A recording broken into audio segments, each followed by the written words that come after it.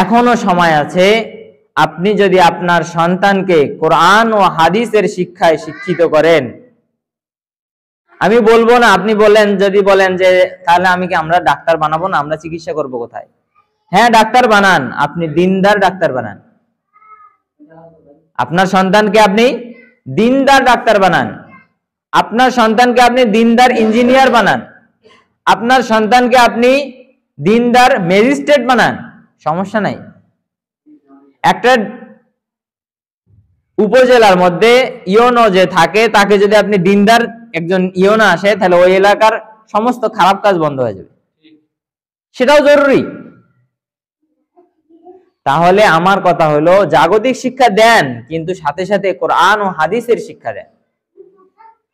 কোরআন ও হাদিসের শিক্ষায় যদি শিক্ষিত করেন আপনার সন্তানকে, তাহলে আপনার সন্তানের অন্তরে একটা জিনিস তৈরি হবে, সেটা হলো শেষ বিচারের ভয়। শেষ বিচারের ভয় যার অন্তরে তৈরি হয়, সে কখনো খুন করতে পারে না, সে কখনো মানুষকে ধোঁকা দিতে পারে না, সে কখনো সুদ খাইতে পারে না, সে কখনো আপনার মেম্বার বা চেয়ারম্যান হইলে আপনার মাল লুট করবে না, যার সম্পদ তাকেই পৌঁছে দিবে, যার হক তার হকেই পৌঁছে। এক ভাইয়ের সম্পদ আর এক ভাই লুট করে নেয় না, বোনের সম্পত্তি দেয় না। কিন্তু যদি অন্তরের মধ্যে শেষ বিচারের দিনের ভয় থাকে, কখনোই বোনের সম্পদ বোনকে বঞ্চিত করবে না।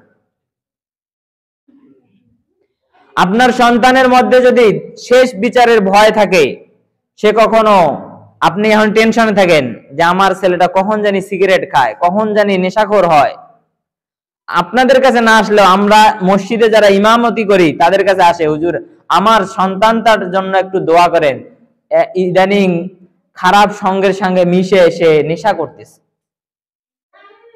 দোয়া চায়। আপনি যদি আপনার সন্তানটাকে শিশুকালে ছোট অবস্থায় তাকে যদি দ্বীনের শিক্ষা দিতেন, সে কখনো নেশাখোরদের সাথে ঘুরতো না, সে নামাজি হইতো, আপনাকে দোয়া করতে হইতো না, সে আপনার জন্য দোয়া করত।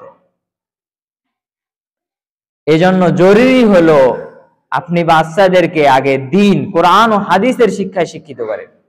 শেষ বিচারের দিনের ভয় থাকবে, সে যত বড়ই কিছু হোক না কেন, সে কখনো খারাপ কাজ করবে না, মানে আদর্শ নাগরিক হিসেবে তৈরি হবে।